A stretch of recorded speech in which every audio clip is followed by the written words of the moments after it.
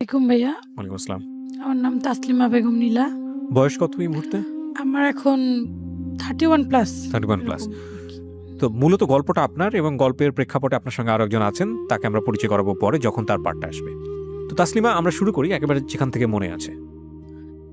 জি, মনে আমার পুরোপুরি নাই, যেতটুকু আছে মেমোরিতে আমি অতটুকু বলার চেষ্টা করতেছি। সনটা হবে আপনার 95 শেষে বা 96 শুরুতে, এরকমটা আরকি।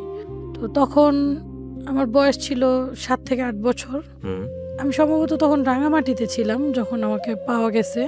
ওখানে আমি খেলতেছিলাম, আমার পুরোপুরি মনে নেই স্পষ্ট, আমি আগে বলে নিলাম জি। যে যতটুকু মনে আছে। তো খেলতেছিলাম, আমার সাথে একটা মেয়ে ছিল, আমার থেকে একটু বড় মেয়ে একটা ছিল। ওর সাথে খেলতেছি, আমি লঞ্চে উঠছি, ওইটাও মনে আছে আমার। লঞ্চে উঠলাম, খেললাম। তো এক পর্যায়ে ওখানে বৃষ্টি হচ্ছিল, লঞ্চ ঘাটে আইসা নামলাম। তো কোথায় যাচ্ছি, কেন যাচ্ছি, কোথা থেকে আসছি, আমার কিছুটাই মনে নেই। মানে দুইজন ঘুরতেছি আমরা, কোথায় যাব কি করব বুঝতে পারতেছি না। তো এক পর্যায়ে আমার প্রচন্ড ক্ষুধা লাগে। আচ্ছা। লাগার পর ওকে আমি বলি, আমার তো খুব ক্ষুধা লাগছে, আমার অনেক ক্ষুধা লাগছে। এই মেয়েটা কে ছিল? এই মেয়েটা অ্যাকচুয়ালি কে ছিল আমার এটা পুরোটা স্পষ্ট মনে নেই। আচ্ছা, যে ঠিক আছে। আমার কোনো রিলেটিভ বা বোন বা প্রতিবেশী, আমার কিছুটাই ওরকম একটা। মানে আপনার জীবনের প্রথম মেমোরি, এটা প্রথম স্মৃতি। হ্যাঁ এবং তখন বয়স খুবই অল্প। হ্যাঁ, ব্যাপারে 7 কোনো থেকে 8 এর বেশি হবে না, আচ্ছা। বা 8ও হয়তো বা হবে না। হুম। তখন আমার শুধু এতটুকু স্মরণ থাকা অবস্থায় আমার সামনের একটা দাঁত পড়ছে। আচ্ছা, এরকম একটা অবস্থা। হ্যাঁ, আমার মেমোরিতে Okay. যেটা এখন কাটে, ওকে। তখন আর কি এগুলা এত মেমোরিতে ঢুকায় নাই। তো যাই হোক, তো এক পর্যায়ে ও বললো কি তুই বস, আমি আসতেছি, দেখি খাবার পাই কিনা। তো এরকমটা বলেও আমাকে লঞ্চ ঘাটে যে একটা কমন রুম থাকে হুম। মহিলাদের বসার জন্য, যে ওরকম একটা রুমে আমি বসে ওর জন্য অপেক্ষা করতেছি। পুরো শরীর ভিজা আমার, আমি খালি পায়ে, আমার পায়ে স্যান্ডেল নাই, হাফ প্যান্ট আর একটা ফ্রক পরা আমি। হুম। তো বসে আছি, অনেকক্ষণ বসে কান্না করতেছি। আমি কান্না করতে করতে এক পর্যায়ে আমি ঘুমায় গেছি। কখন ঘুমায় গেছে বলতে পারি না, বিকাল হয়ে গেছে। তো দেখি ও আর আসতেছে না। তো আমি খুবই কান্না করতেছি, কোথায় যাব কি করবো, আমি কিছু মানে কিছুই আসতেছে না মাথায়, যে কোথায়, মানে কাউকে চিনতেও পারতেছি না। তার ভিতর প্রচন্ড ক্ষুধা আমার।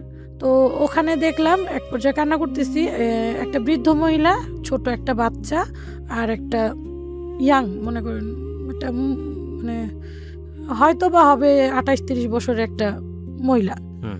মানে ইয়াং একটু, আর একটা বৃদ্ধ, আর আচ্ছা। ছোট একটা বাচ্চা। তো বৃদ্ধ মহিলাটা আমাকে জিজ্ঞেস করতেছে তুমি কান্না করতেছো, কি হয়েছে তোমার? তো আমি বলতেছি এরকম এরকম, আমি যে কোত্থেকে আসছি আমি বুঝতে পারতেছি না, কই যাবো আমি জানি না। তবে হ্যাঁ, আমার একটু একটু মনে আছে, আমি যেখানে আসছিলাম ওইখানে মাইনি বাজার আছে, কালাগুজা গ্রাম আছে, গুচ্ছ শিবির আছে, কিন্তু এগুলা কি কি আমি জানি না, এগুলা এগুলা বলছি। হুম। ওরা বলতেছে তোর বাবার নাম কি? তো আমি বলতেছি বাবার নাম রহমত আলী নাইলে কেরামত আলী, কিন্তু ফরাজি আছে, ফরাজি আছে। হুম। আমি এতটুকু বুঝতে পারতেছি, আর কিছু জানি না, কান্না করতেছি। তো ওরা দুজন, মহিলা, বৃদ্ধ মহিলা আর যুবতী মহিলাটা, দুজন কানে কানে একটু কিছু বললো আর কি, হুম। ওটা আমি শুনতে পাই নাই। তো কথা বলার পরে আমাকে বলতেছি আমাদের সাথে যাবি তুই? ওরা, আমি কিছু চিন্তা টিন্তা কিছুই করি না, আমি বলতেছি হ্যাঁ যাবো, আমার খুব ক্ষুধা লাগছে। তো ওনারা বলতেছে ভাত খাবি? পরে আমি বললাম হ্যাঁ। তো ওনারা কি করলো, যে কাউরে কিছু বলিস না, হ্যাঁ তুই আমাদেরকে চিনিস না বা কি, আমার খালা বলিস, ওনারে নানি বলিস। হুম। বৃদ্ধজনকে নানি বলতে বললো, ওনাকে খালা বলতে বললো। তো আমি বললাম আচ্ছা। না, আমার অত কিছু মেমোরি দেয় না, আমি জানি খাবো, আমার ক্ষুধা লাগছে খুব। হুম। হুম। তো আমি ওনাদের সাথে গেলাম, যাওয়ার পর একটা হোটেলে নিয়ে গিয়ে আমাকে ডাল দিয়ে ভাত দেওয়া হইলো। ওকে। আমি মানে এত ক্ষুধার্ত ছিলাম, এদিক ওদিক কোথাও তাকানোর সময় নেই, দিল আমি সাথে সাথে খেয়ে ফেললাম, আমার এত ক্ষুধা। খাইলাম, খাওয়ার পর ওনারা বলতেছে আমাদের সাথে যাবি? ওরে না, কোথায় যাবি? ওরে বলতেছে আমি জানি না তো কোথায় যাবো, আমি তো কিছুই চিনি না। ওরে বলতেছে আমার বাবার নাম এই পুরাটা মনে নেই, ফরাজি আছে এটা জানি আমি। আচ্ছা। ঠিক আছে, এরকম এরকম ওগুলো ওনাদেরকে বললাম। কিন্তু বাচ্চারা হারিয়ে গেলে তো কান্নাকাটি করে, আমি হ্যাঁ, যেটা আমি বুঝতে পারছি। কান্না করতেছিলাম, আচ্ছা। আমি কান্না করতেছিলাম, তবে বেশি কান্না করতেছিলাম, আমার প্রচন্ড ক্ষুধা লাগছে তখন। ও। মানে আর কিছু মনে না, মানে এখনো এখনো আমার প্রায় প্রায় ওই স্মৃতিগুলো নেগেটিভের মতো, মনে করেন মাথায় কেমন যেন একটা বাড়ি লাগে আমার। তো যাই হোক, ওনারা বললো কি আমাদের সাথে যাবি? তো বললাম হ্যাঁ যাবো। আমাকে বাবা মার কাছে পৌঁছায় দিবেন?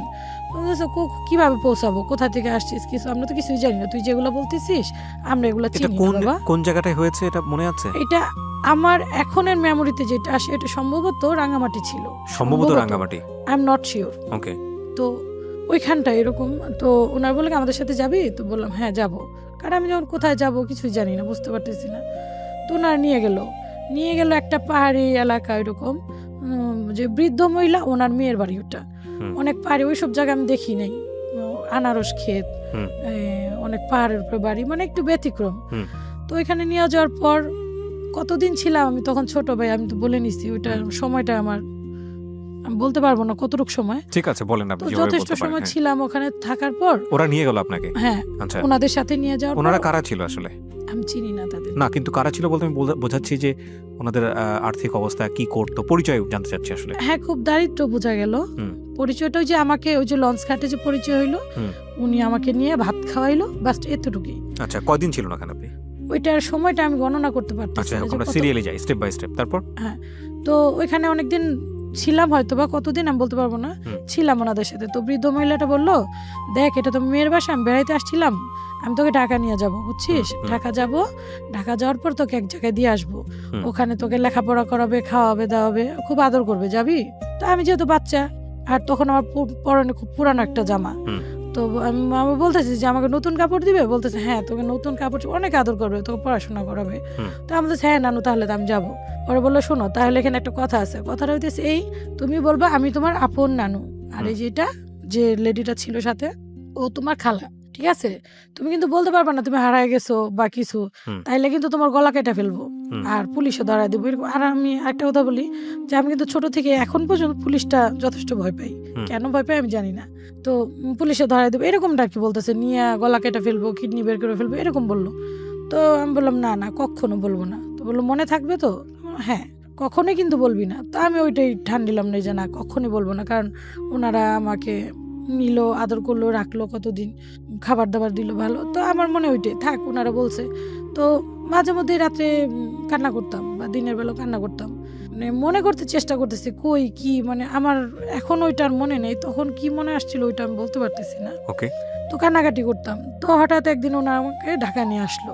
আমি যেই পরিবারটা আপনাকে নিয়ে ঢাকায় নিয়ে আসলো, ওই পরিবারের কারা কারা ছিল, নাম কি মনে আছে ওনার? না না, কোনো নাম মনে নাই। বৃদ্ধ মহিলাটা আর এই যে আপনার যে একটু যুবতী মহিলা আর একটা ছোট বাচ্চা ছিল সাথে। মানে কোনো ছেলে ছিল না ওই পরিবারে? কোনো ছেলে মানুষ ছিল না? না না। আচ্ছা। যেখানে যার বাসায় বেড়াইতে গেছিলাম ওনাদের মনে হয় পুরুষ লোক ছিল। আচ্ছা। বাট আমাকে যে ঢাকা নিয়ে আসলো, যে যখন পাইলো, ওই ওনারাই আসছে আমাকে ঢাকায় নিয়ে। ওনার শুধু এই 3 জন মহিলাই ছিল। আচ্ছা। ওই বাচ্চাটাও মেয়ে ছিল, ছেলে ছিল না। তো আমাকে নিয়ে আসলো ঢাকার একটা জায়গায়, একটা ফ্যামিলি, ওটাতে আপনার ওনারা ওই নিজ বাড়ি ওনাদের, ওখানে একটা বৃদ্ধ মহিলা ছিল, বৃদ্ধ পুরুষ ছিল, ওনাদের 4টা ছেলে বড় বড় এবং 2টা মেয়ে, ওনারা বড় বড়, একজন বিবাহিত একজন অবিবাহিত, সরি 3টা মেয়ে আর কি, কিন্তু ওখানে উপস্থিত ছিল 2টা মেয়ে আর 4টা ছেলে। ওখানে নিয়ে উনি আমাকে দিয়ে আসলো, আর রাস্তা থেকে ভালো করে আমাকে বুঝাইলো, যদি বলিস যে আমরা তোর কিছু লাগি না, তাহলে কিন্তু তোর খবর আছে, মনে কর তোর খবর আছে, মানে এরকম আর কি একটু ভয় দেখাইলো। আমি বললাম নানু সমস্যা নেই, আমি বলবো না। আমি আবার ছোট থেকে যাকে যেটা ডাকি, আবার মানে মুখের ভাষাটা খুব মিষ্টি রাখি সবসময়, ডাক যেটা বলে, তো ওনাকে নানু বলতাম। তো নিয়ে যাওয়ার পর বললো যে আপনার মানে সম্ভবত ওই মহিলা ওইখানে কাজ করতো নাকি আমি জানি না, এরকমই পরিচিত ওনাদের। বললো যে ছোট একটা কাজের মেয়ে দরকার তো আপনাদের, আপনার বড় মেয়ে যেহেতু বাচ্চা হয়েছে, তো এই যে মেয়েটাকে নিয়ে আসছি। তো ওই বাসার যে বৃদ্ধ মহিলা, ওনাকেও আমি নানুই বলি পরবর্তীতে। তো উনি বলতেছে বাচ্চা মেয়ে, এই মেয়ে কি করবে, কি কাজ করাবো? এটা বলার পর বলতেছে ছোট শিখায় পড়ায় নিয়েন, সমস্যা নেই, আমার বড় মেয়ের মেয়ে, আমার নাতিন, বলতেছে আমার নাতিন।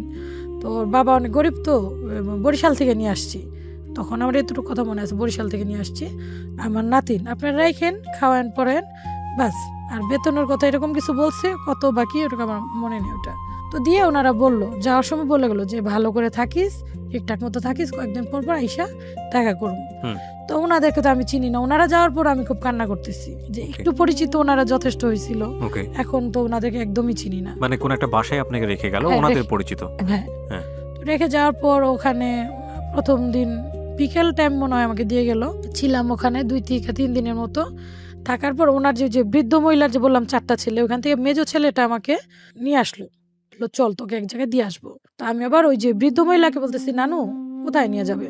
তো নানু বলতেছে যে আমার বড় মেয়ে, ওর বাসায় তোকে দিয়ে আসবো, ওর ছোট বাবু হয়েছে, তো তুই ওখানেই থাকবি, ওর তোর অনেক আদর করবে।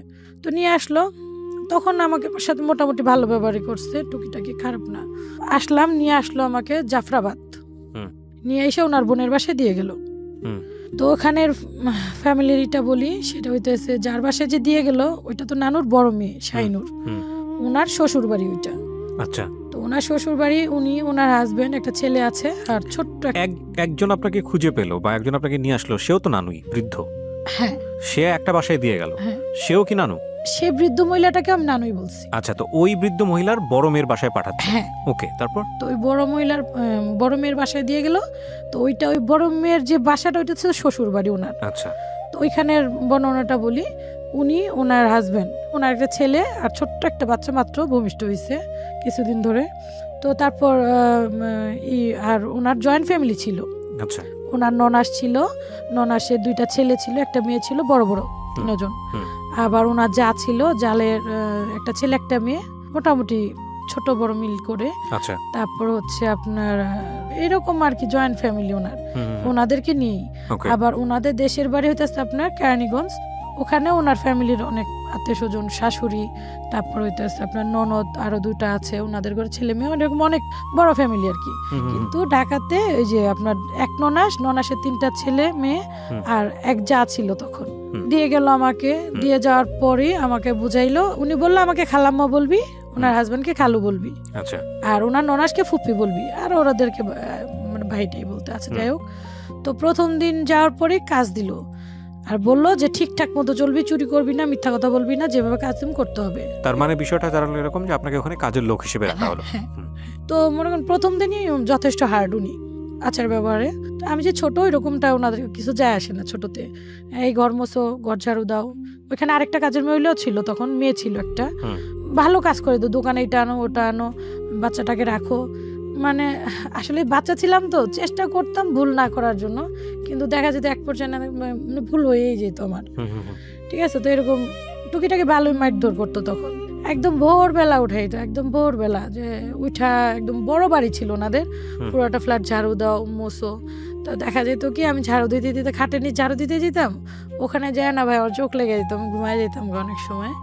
তো খুঁজতে হয়তো বা না পাইলে দেখা যেত যে ঝাড়ু নিয়ে আমি ঘুমাইতাম, ওইটা দিয়েই মনে করেন বাইরে আমাকে ওখান থেকে বের করতো, এই তুই এখানে ঘুমাইছিস ভাই, মানে একটা খুব রাগ।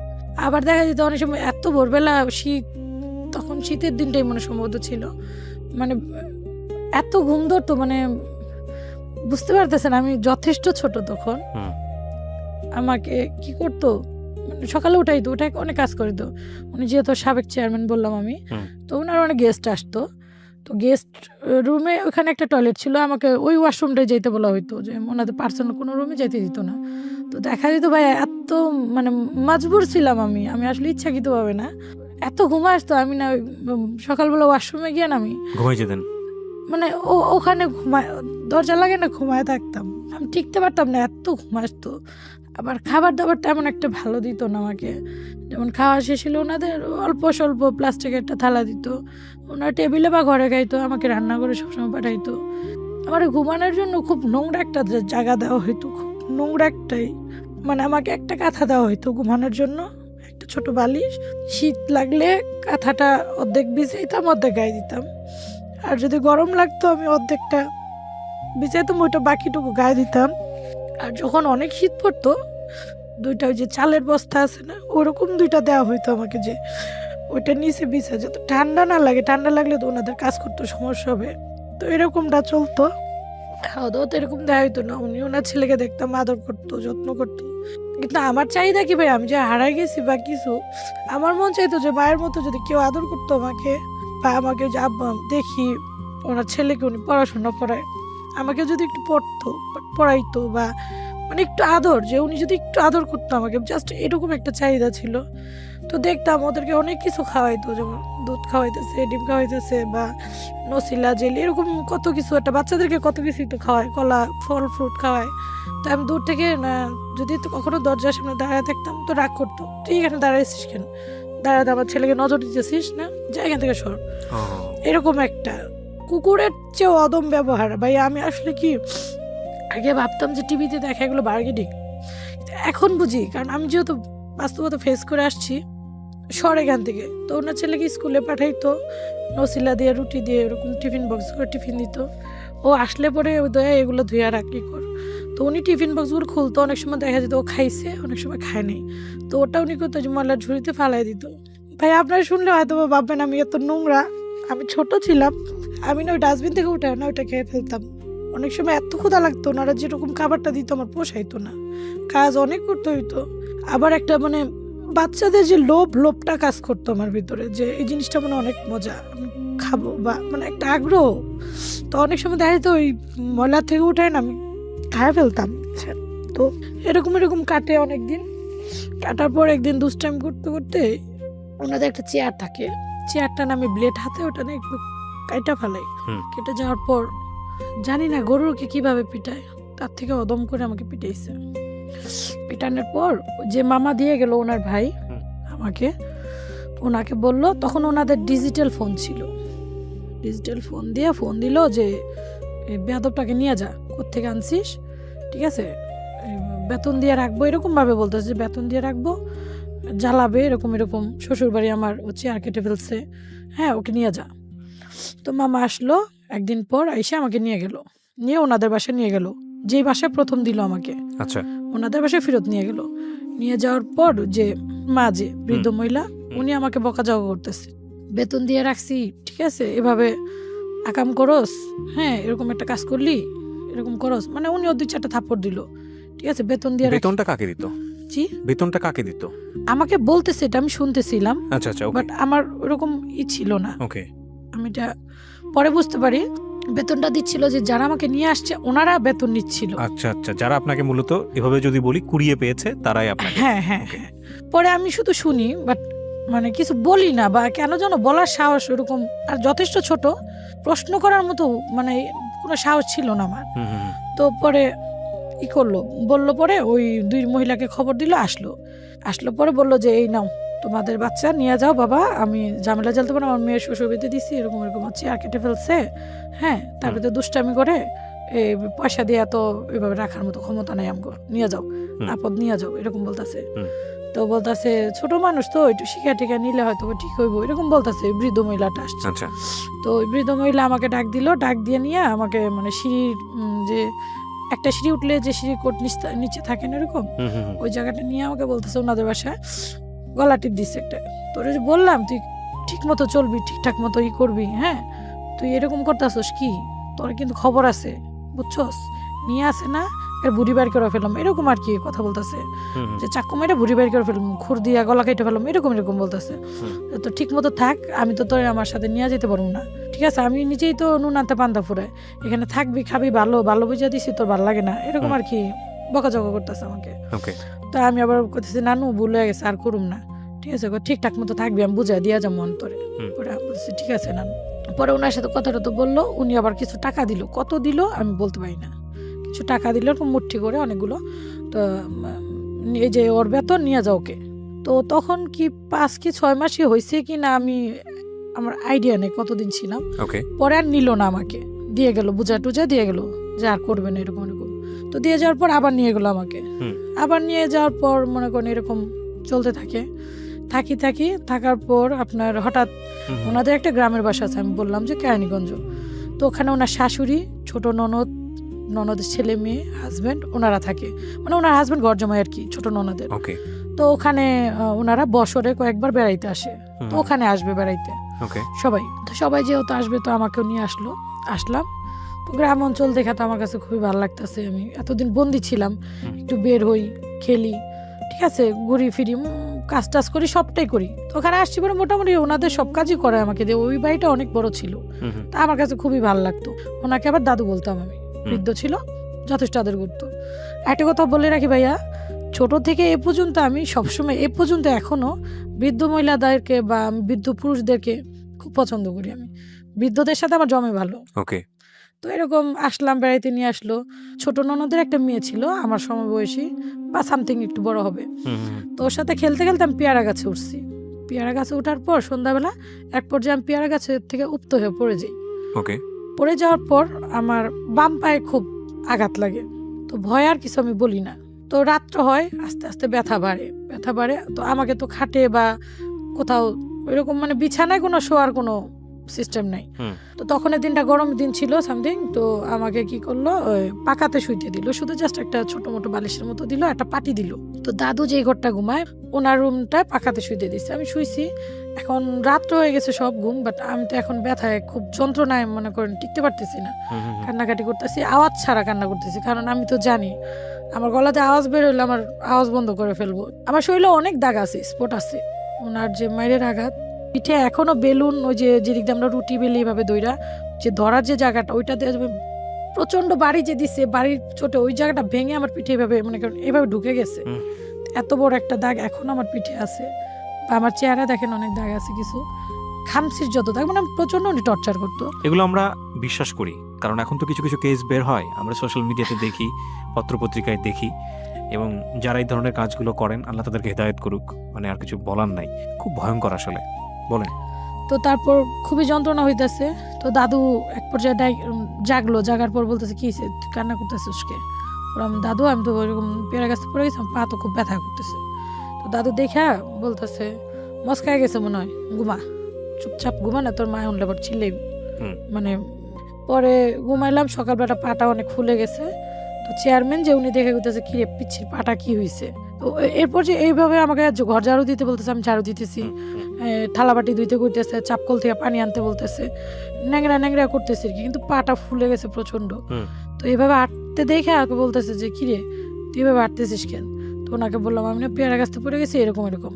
তো উনি পাটা নাড়া দিছে, পরে আমি খুব জোরে একটা চিল্লান দিছি, ব্যথা পাইতেছি।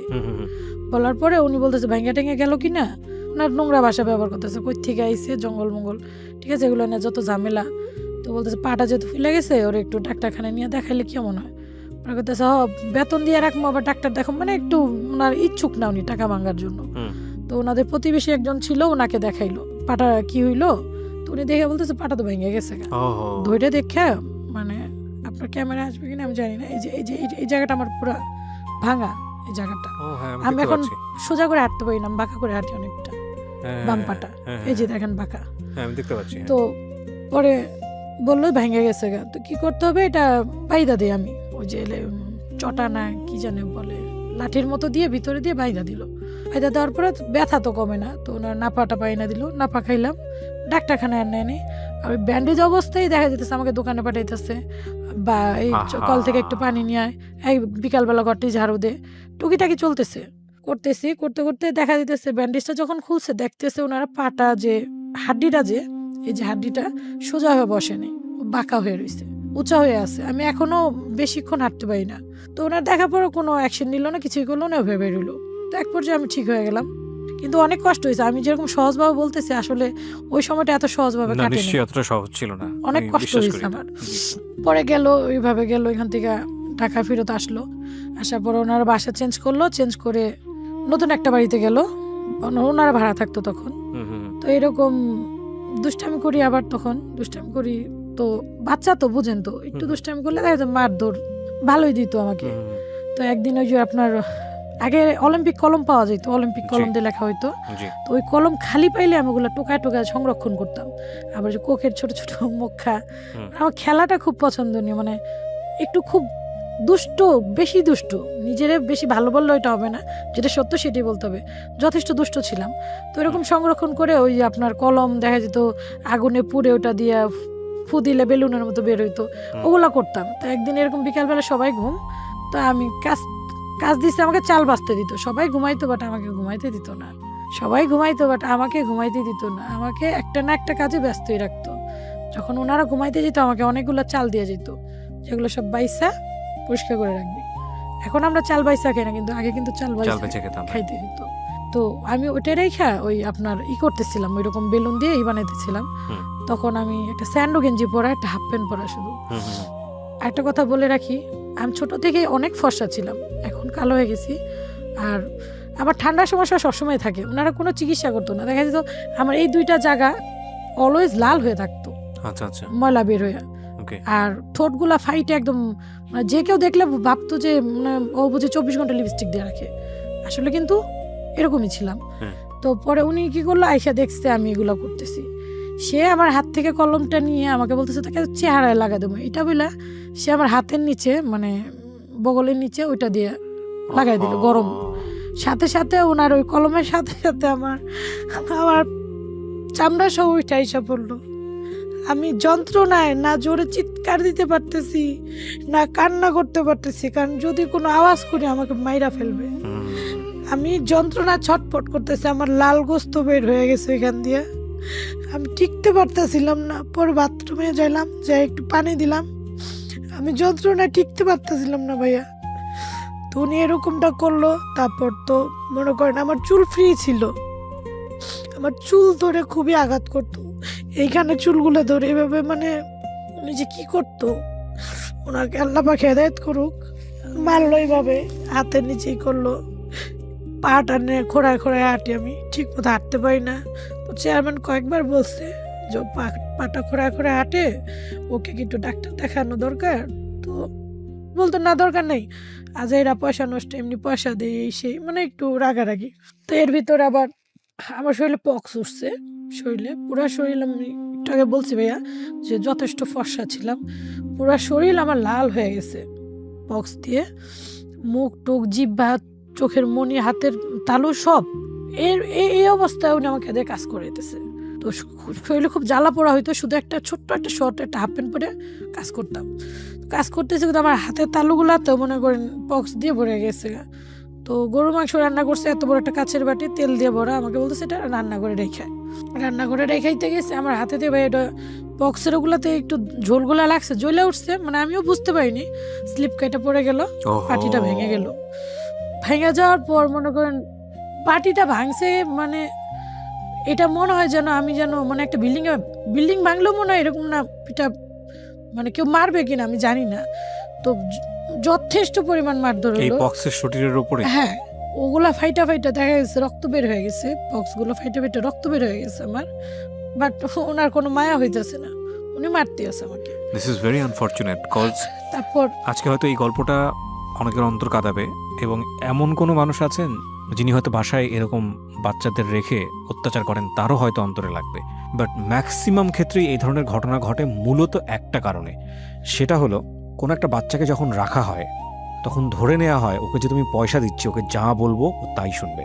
আমরা ভুলে যাই ও একটা মানুষ, ওর নিজস্ব চাহিদা আছে, ও মেশিন না, ওর একটা বয়স আছে, এবং এই বয়সে 8-10টা বাচ্চার মতো ওর মনের মধ্যেও দুষ্টুমি করতে ইচ্ছা করে, ওরও নিজস্ব চাহিদা আছে।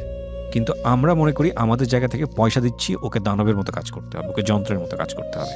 এবং যখনই এটার ব্যত্যয় ঘটে, এটা যে কি পাশবিক অবস্থায় রূপ নেয় সেটা আপনারা যারা পত্রপত্রিকাতে চোখ রাখেন, সোশ্যাল মিডিয়াতে যারা দেখেন, মাঝে মাঝে এরকম ভিডিও বের হয় যে গৃহকর্মী বের হয়েছে, বাসা থেকে তাকে চেনা যাচ্ছে না, এটা কি মানুষ না অন্য কিছু, শরীরের এমন কোনো জায়গা নাই সেখানে স্পট নাই। এবং আশ্চর্যজনকভাবে হলেও সত্য যে এই যে যারা অত্যাচার করে তারা কারা জানেন? তাদের মধ্যে কেউ আছে বিশ্ববিদ্যালয় পড়ুয়া, তাদের মধ্যে কেউ আছে জাতীয় ফিগার, ন্যাশনাল ফিগার, তাদের মধ্যে কেউ আছে মানে যাকে যিনি অনেক মানে চিন্তাই করা যায় না সেই রকম ধরনের মানুষ। বললাম বাটি ভাঙার পর খুব মারধর করলো, মারধর করার পরে চেয়ারম্যান আসলো, আসার পর শব্দ শুই না যে কি হয়েছে, বাচ্চাটাকে এভাবে মারতেছো কেন, দেখো না বাটিটা ভেঙে ফেলছে, নতুন বাটিটা।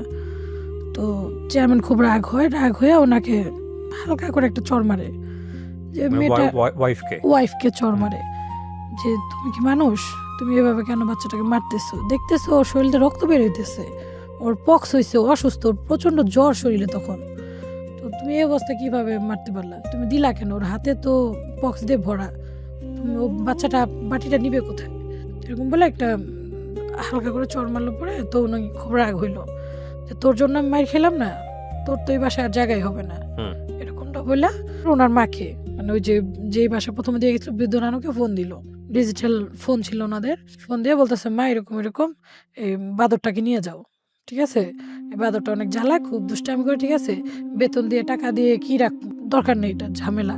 তো বললো কি তুই এক কাজ কর, ওকে নিয়ে তুই আইসা পড়, জামাই যখন তুই গায়ে হাত তুলছে বা কিছু, আয় তুই 2 দিন থেকে যা, ভালো লাগবে। বাবার বাড়িতে চলে গেল, তখন আমাকে নিয়ে গেল ওখানে, নিয়ে যাওয়ার পর নানু 2-4টা চড় মারলো আমাকে, যে তোর জন্য আমার মেয়ে মার খাইলো, তোরা দিছিলাম ভালো বুঝে মাসে মাসে টাকা দেই, হ্যাঁ তোরে রাখতেছি, তো তখনও আমি প্রশ্ন করি না যে কাকে টাকা দেন বা কি, এরকমটা মানে ওইরকম সেন্সটা ছিল না বা সাহসটাও ছিল না আমার, তো আমি মুখ বুঝে চুপচাপ সহ্য করতেছি। তো পরে বললো দাঁড়া, তোর নানি আর তোর খালা আইসানি, পরে বিদায় হ তুই, ঝামেলা দরকার নেই আমাদের, টাকা দিয়া পয়সা রাখবো, এরকম এরকম অনেক কিছু বলতেছে আর কি, বকাঝকা দিল। তো ওনার যে আরো দুইটা মেয়ে ছিল, ওনারাও দুইজন 2-4টা করে চড় মারলো আমাকে। ফাজিল, তোর জন্য আমার বোন মার খাইব, হ্যাঁ তোর এর জন্য দিছিলাম, মানে এই সেই ফকিরনি মকিরনি এরকম অনেক বকাবকি করলো আর কি। তো বকা দেওয়ার পর আমি একটু কান্নাকাটি করলাম, কান্নাকাটি করার পর নিস্তব্ধ হয়ে আছি। তুই কি সাহেবের বাচ্চা, বসে থাকবি, জমিদারের মেয়া তুই, শিল্পপতির কন্যা, এরকম আর কি ওনাদের মুখের ভাষা এরকম ছিল। বসে রেছিস, কাজ কর, কাজ করে খাইতে হইব। তখন আমার শরীরে খুব জ্বর ছিল, তো ওনাদের কিছু যায় আসে না, জ্বর টর কিছুতে যায় আসে না। আমার চুলগুলো তখন এতটুকু ছিল, নানু বলতেছে এই ছেড়ে এই চুল বান, তো চুল থেকে উকুন পড়বো আমার, খাবার দাবার লাড়বি ছাড়বি উকুন পড়বো, চুল বান। তো ওনাকে আমি বলতেছি নানু আমি চুল বাঁধবো কি দিয়ে, আমার তো কোনো রাবার নেই, আমার তো কোনো রাবার কেউ কিনা দেয় না, আমি কীভাবে চুল বাঁধবো। এটা বলার সাথে সাথে উনি আমাকে, ভাইয়া যদি বিশ্বাস করেন, উপরওয়ালা সাক্ষী, উনি আমাকে আমিও দাঁড়ানো ছিলাম, উনিও দাঁড়ানো ছিল, তো এমন জোরে একটা লাথি মারলো, মনে করেন আমি মনে হয় 1 থেকে 1.5 হাত দূরে গিয়ে পড়লাম। তো আর ছোটবেলা আমি যথেষ্ট শুকনা ছিলাম, পরে গিয়ে মনে করেন ব্যথা, তো ব্যথা, তার ভিতরে জ্বর, উনি লাথি মেয়েরা আবার সামনে গিয়ে মনে করেন এলো পাতালে যে পিষানো যেটাকে বলে মুড়া দিয়ে, এইভাবে উনি আমাকে মারতেছে। তুই জমিদার হয়ে গেছিস, তোর জন্য আমার মেয়ে মার খাইছে, তোর টাকা দিয়ে রাখছি, ঠিক আছে তোমার রাবার কিনা দিব, তুমি তো অনেক জমিদার, মানে এরকম অনেক কিছু বললা টুলা। পরে সিঁড়ির নিচে কার্পেট ছিল, আমাকে দেখাইতেছে ওই যে সুতা ঝুলতেছে, ওইখান থেকে একটা সুতা বাইর করে টান দিয়া চুল বান তা কাম কর। তো মনে করেন ভাইয়া কি যে বলবো, হাসবো না কাঁদবো, কান্না করতে করতে ক্লান্ত হয়ে গেছি, অনেক কান্না করছি জীবনে। তো এইভাবে আমার দিনগুলো কাটলো। পরে ওই মহিলারা 2-3 দিন চলে গেল, আসতেছে না যারা আমাকে দিয়ে গেল। তো এরকম একটা সন্ধ্যার কথা, হঠাৎ আম্মু ওরা সবাই ওনার চাচিদের ঘরে গিয়ে গল্প করতেছে। এক বিল্ডিংই, মানে 2টা ইউনিট, এক ইউনিটে ওনার চাচিরা থাকে, এক ইউনিটে যে মুরব্বী শাহিনুরের মা বাবা ভাই বোন থাকে। তো ওনাদের ঘরে সবাই আড্ডা মারতেছে, আর বাচ্চাগুলো কিনে আমি খেলা করতেছি, সন্ধ্যাবেলা ওদের কিনে দৌড়াদৌড়ি খেলতেছি, বরফ পানি এরকম খেলতেছি ফ্ল্যাটের ভিতরে।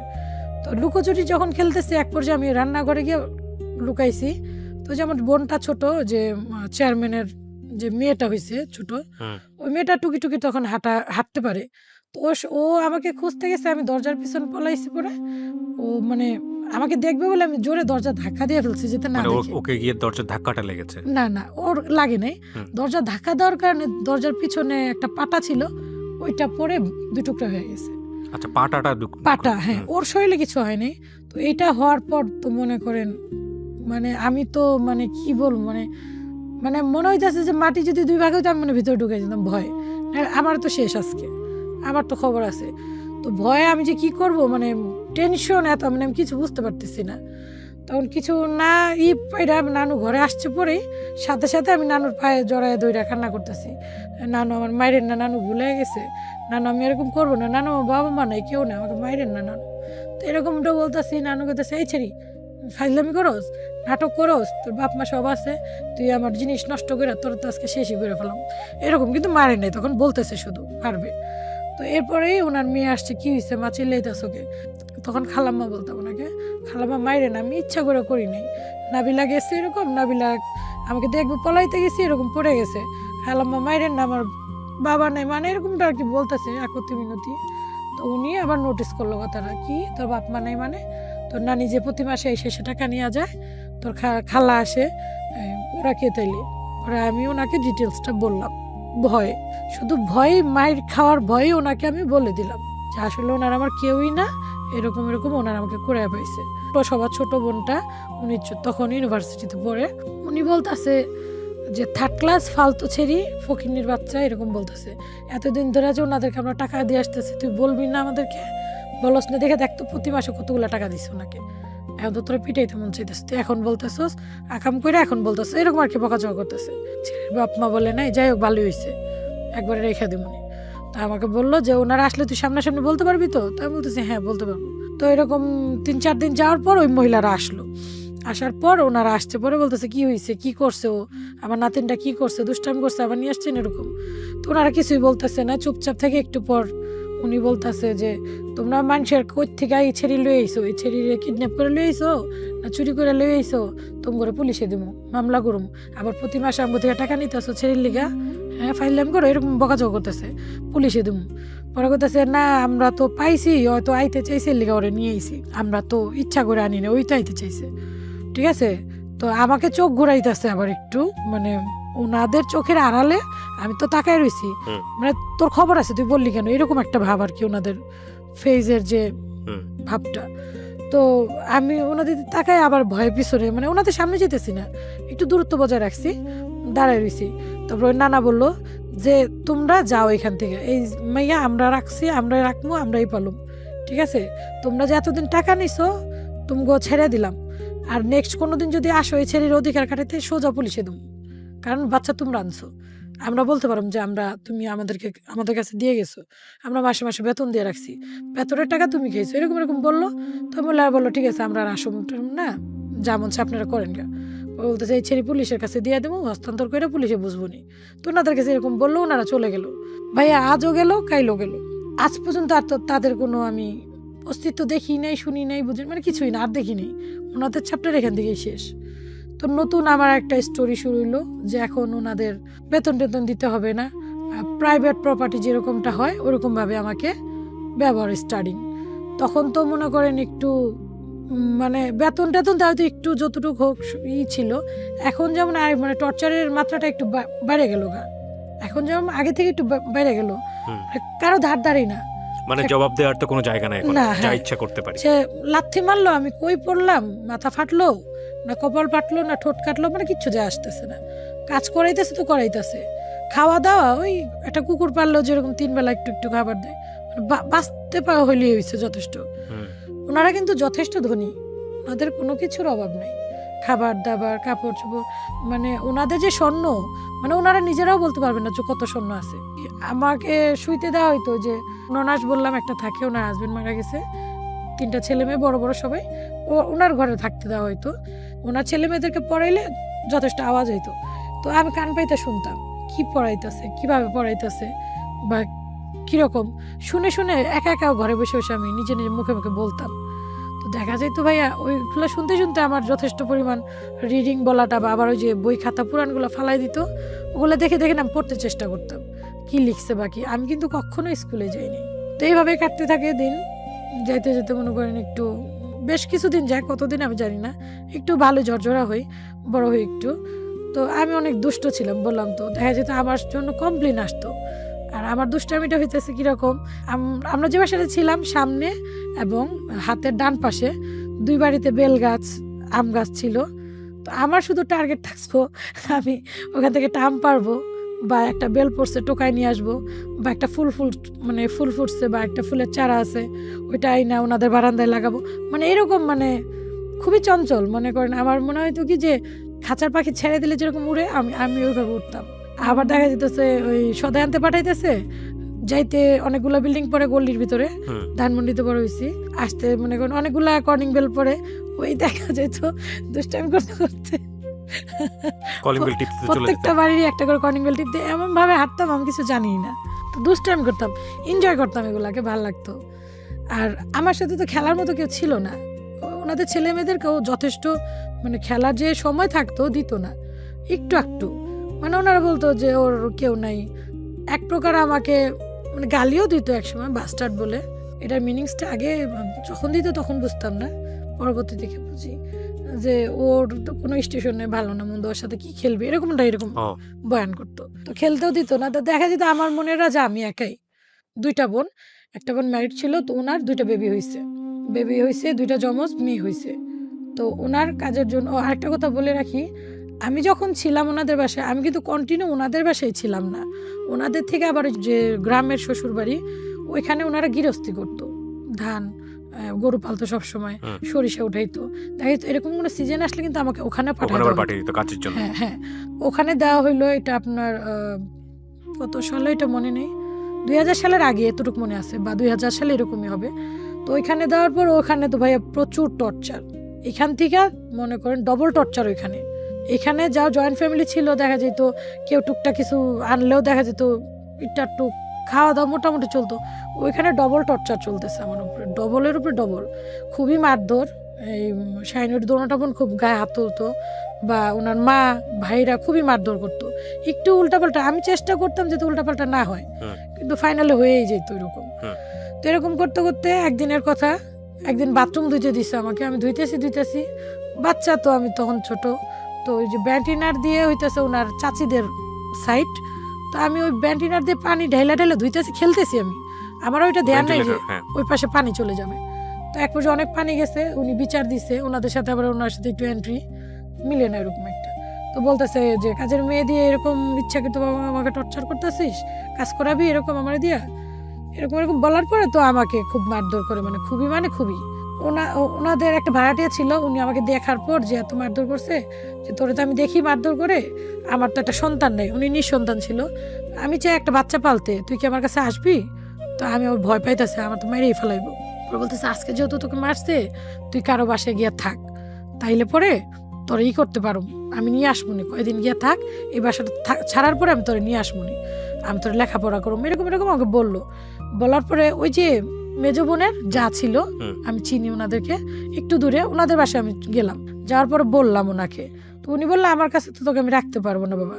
তাই আমি বলতে আন্টি আমি কোথায় যাবো, আমার কয়টা দিন থাকতে দেন, রিন আন্টি বলছে আমাকে নিয়ে যাবে। তো এটা বলার পর উনি ওনার বাসায় আশ্রয় দিল, খবর দিল যে তোদের কাজের মেয়েটা এখানে এসে পড়ছে, নিয়ে যা।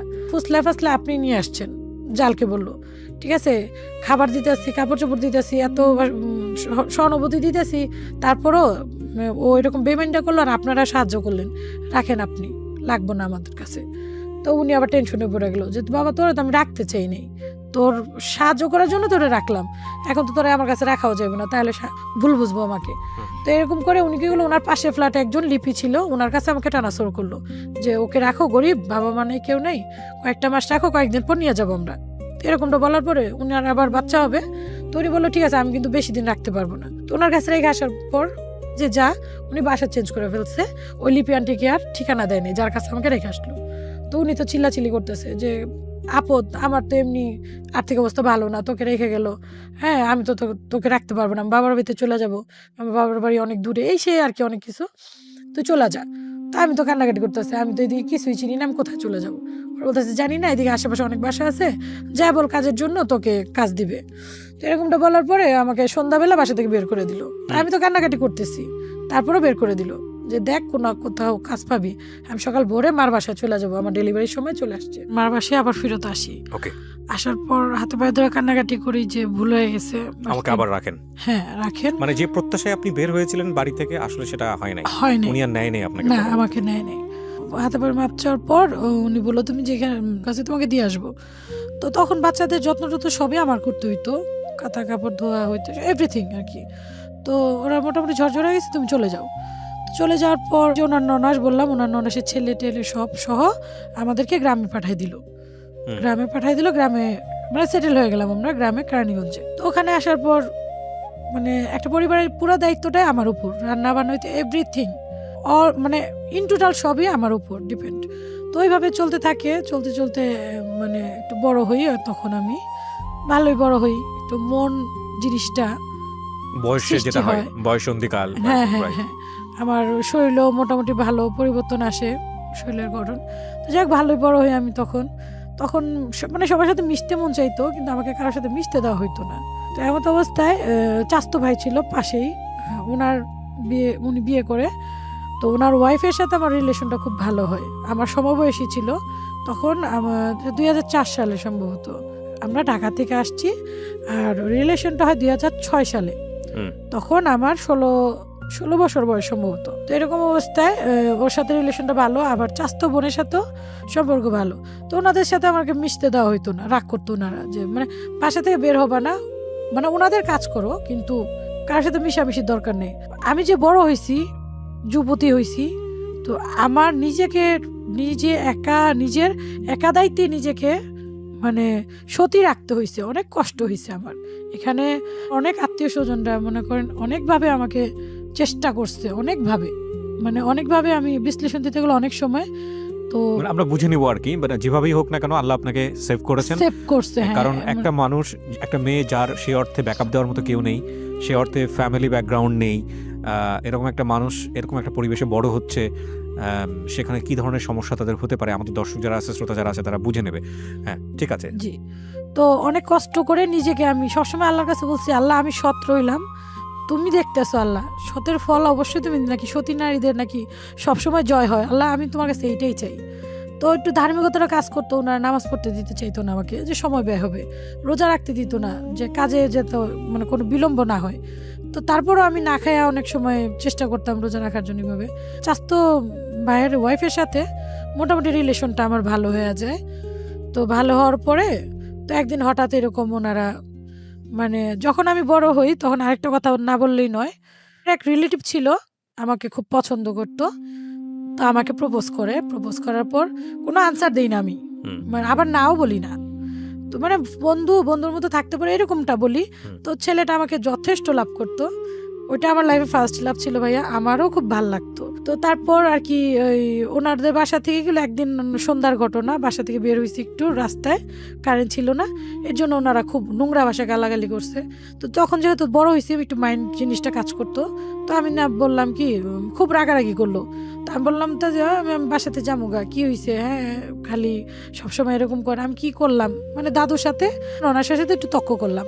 তো ওনারা খুব রাগ হইলো, দুইটা থাপ্পড় দিল, সাহস হয়ে গেছে, বড় হয়ে গেছে, লেঙ্গুর গজা গেছে, এতদিন নেটা পড়তো কেউ আসে নাই, এখন তোমার বন্ধু গজা গেছে, লাইলা পাইলা বড় করলাম, এরকম অনেক কথা।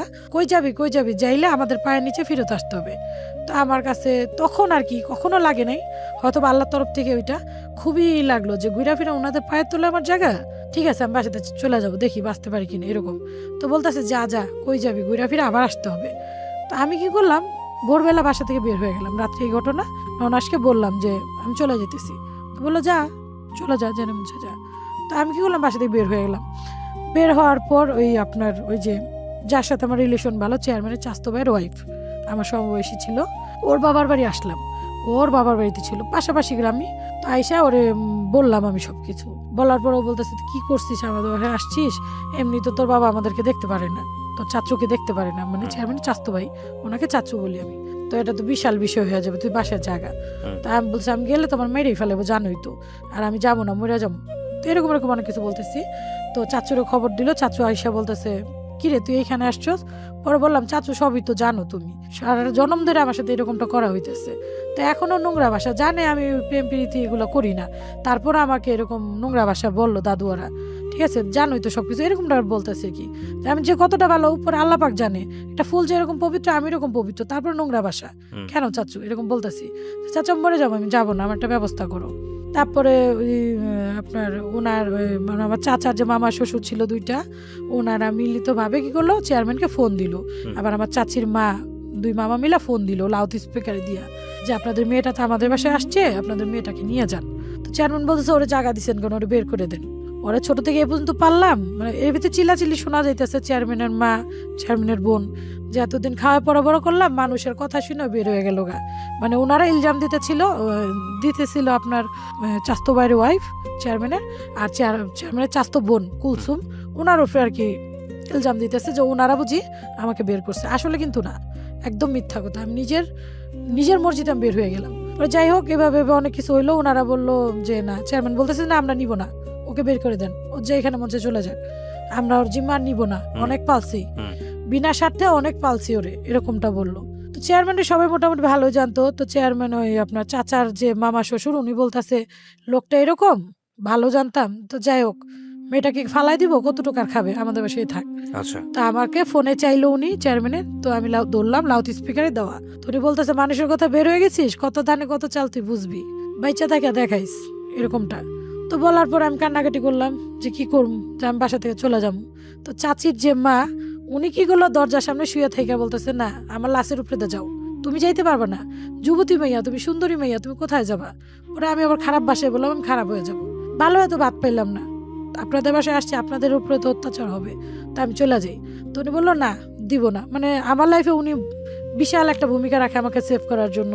আমার চাচির মা, চাচি, মামারা, চাচ্চু, মানে অনেক করছে আমার জন্য। আমার জানি না আমার শরীরে চামড়াতে জুতা বানিয়ে দিলে শোধ হবে কিনা। আমার চাচ্চু অনেকটা করছে, এখনো করে। তো পরে ওনারা কি করলো, ওনাদের বাসায় 1.5 মাসের মতো রাখার পর একটা মাদ্রাসায় আমাকে একটা চাকরির মতো দিল কেয়ারটেকার হিসাবে। মাদ্রাসায় বাচ্চাদেরকে একটু দেখাশোনা করা, 1300 টাকা বেতন দিবে, এরকম টুকটাক খাওয়া দাওয়া ওখান থেকে। তো ওখানে আমি থাকি। ওইটা হইতেছে আপনার 2007 সালে মাদ্রাসায় আমি গেলাম। যাওয়ার পরে মাদ্রাসায় আপনি এই বয়সে কি পড়তেছিলেন? মাদ্রাসায় আমাকে একটা বাচ্চাদের দেখাশোনা, একটা গেটের দায়িত্ব হিসাবে আমাকে ওনারা ওনাদের কাছে তো রাখতে পারতেছে না, ওনারা কিভাবে রাখবে? একটা যুবতী মেয়ে। আমি এভাবে বলছি মামারে, চাচুর যে মামা শ্বশুর, যে মামা আমাকে একটা কাজ দেন, আমি একটা কাজ করে আপনাদের বাসায় কিভাবে থাকবো? তো উনিও বললো, মাগো তুমি একটা যুবতী মেয়ে, তোমার কিভাবে রাখবো, কি পরিচয় রাখবো? তো ওনারা চেষ্টা করছিল এমনিতে বিয়ে দেওয়ার জন্য অনেক। তো আমি রাজি হইনি ভাইয়া। ওনারা হয়তো বা ভাববে যে চেয়ারম্যান বাড়ির যে ওরে হয়তো বা বিয়ের জন্য চলে গেছে, এরকম নোংরা একটা কিছু। ওনারা যেত নোংরাই করতো, তাই যেত অনেক ছেলেপেলার পিছু নিত আমার বাইরে কাজে টাজে গেলে। তো ওনারা ভাবতো যে ছেলেদেরকে বুঝে আমি ইনভাইট করছি। তো ওনাদের ধারণা ছিল আমি কিছু করছি। আর আমার একটা কষ্ট এইটাই যে তোমরা তো আমাকে চিনো আমি কোন ক্যারেক্টারের, তারপরেও কেন এরকমটা চিন্তা করো? তো ছেলেরা দেখা যেত কি এক জায়গায় একবার গেলে দ্বিতীয়বার গেলেই মনে করেন আমার পিছু নিত একটু। তো এর জন্য আমি বলছি, মামা আমি তো বিয়ে করতে পারবো না, আপনারা বিয়ে দিয়েন না আমাকে, তাহলে ভাববে কি আপনারা আমাকে বের করেই না বিয়ে দিয়ে দিচ্ছেন। ওনারা অনেক চেষ্টা করছে, অনেক বিয়ের ঘর আসছে তখনও ওই 1.5 মাসের ভিতরে। এমনও গেছে প্রতিদিন 2 থেকে 3টা বিয়ের প্রস্তাব আসতো। তো ওনারা, আমি মামার বললাম মামা কাজেই দিয়ে দেন। মামা বললো, মাগো তোমার কি সে কাজে দিব, তোমাকে গার্মেন্টসে দিব? তোমাকে দেখতে মনে হয় তুমি অন্যরকম একটু, আর মানুষের বাসা কাজে দেবো? তোমাকেই দেখা যায় রাজার মেয়া, তুমি তোমার কি বুঝা মানুষ কাজে নিবে? তোমার তো আমি দিতে পারবো না। আর গার্মেন্টসে দিলে কি কাওয়া ছেলের মতো তোমার ছিঁড়া ফেরা ছেলেরা খায়া ফেলাইবো, তোমাকে দিতে পারবো না। তো এরকমটা বললো। তো ওই মুহূর্তে ওনাদেরই এক পরিচিত ওই যে চাচি বললাম, চাচির খালতো ভাই একটা মাদ্রাসা জব করে, হুজুর ওইখানের, উনি আবার ওনার বাসায় বেড়াইতে আসছে। আসার পর আমার ঘটনা শুনে বলতেছে, আমার মাদ্রাসাতে এরকম একটা মেয়ে লাগবে বা একটা মহিলা লাগবে, ওকে দিতে পারিস, এই 1300 টাকা বেতন দিবে, খাওয়া থাকা ওখান থেকেই, ওখানেই থাকবে। তো দায়িত্ব তো তোরা নিছোস, মাদ্রাসা ছুটি হলে তোদের এখানে এসে থাকবে নি আর ওখানে থাকবে। তো আমি তো রাজি, ওনারাও রাজি আলহামদুলিল্লাহ। কারণ মাদ্রাসা হইতেছে মায়ের পেটে যেরকম নিরাপদ ওইরকম নিরাপদ। তো ওখানে থাকতে থাকি আমি, ওখানে থাকতে থাকতে মনে করেন বেতন দেয়। আর ওই যে ওনার খালতো ভাই যে মিজান ভাই, তারপর আরেকটা হুজুর ছিল তমিজ ভাই, সাইব ভাই, ছোট বোনের মতো যথেষ্ট আদর করে আমাকে। আমার সবটা প্রয়োজন আমার খুশির লাইফ শুরু হইলো তখন থেকেই। ভালো ভালো কাপড় চোপড় দিত। একটা কথা আমি বলতে ভুলে গেছি, আমি যে চেয়ারম্যান বাড়িতে ছিলাম শুধু ঈদে মাত্র আমাকে 1 সেট নতুন জামা দেওয়া হইতো, রোজার ঈদে 250 থেকে 300 টাকার ভিতরে। এর উপরে কখনো জামা পরিনি আমি। আর জুতা দেওয়া হইতো এরকম 20-25 টাকার এরকম। আর সবটা সময় পুরান কাপড় পরতাম। তো যাই হোক, ওইখানে যাওয়ার পর যথেষ্ট আদর স্নেহ। তো ওই মিজান ভাইয়ের বাবা যে ওই যে চাচির খালতো ভাইয়ের বাবা মা, ওনার আবার ওইদিকে মাদ্রাসার পাশেই থাকতো, সেটাই তো আপনার আবদুল্লাপুরে। তো ওইখান থেকে উনি আমাকে বললো যে আমরা তোমার দায়িত্বটা পুরাই নিব, বিয়ে শাদী দিব, ঠিক আছে তুমি থাকো ওখানে। তা আমি আবার বললাম, খালু ঠিক আছে আপনারা যেটা বলেন। একটা জিনিস বুঝতে পারছি যে যেহেতু লিগ্যাল কোনো গার্ডিয়ান নাই সেই অর্থে, যে যেভাবে পারছে, অমুকের আত্মীয়, সে আপনাকে হয়তো টুকটাক এভাবে সাহায্য করার চেষ্টা করছে। এটাই হয়ে গেছে আর কি বিষয়গুলো। আমরা খুব কমপ্লেক্স একটা রিলেশনশিপের মধ্য দিয়ে যাচ্ছি, রিলেশনশিপ ইন এ সেন্স তাকে যারা হেল্প করার চেষ্টা করছে সেরকম, অমুকের খালু অমুকের মামা বোঝা খুব কঠিন। বাট আপনারা ইন জেনারেলি যদি বোঝার চেষ্টা করেন তাহলে আমি বলবো যে ওই যে একটা কথা আছে না যে জলে ভাসা পদ্ম আমি,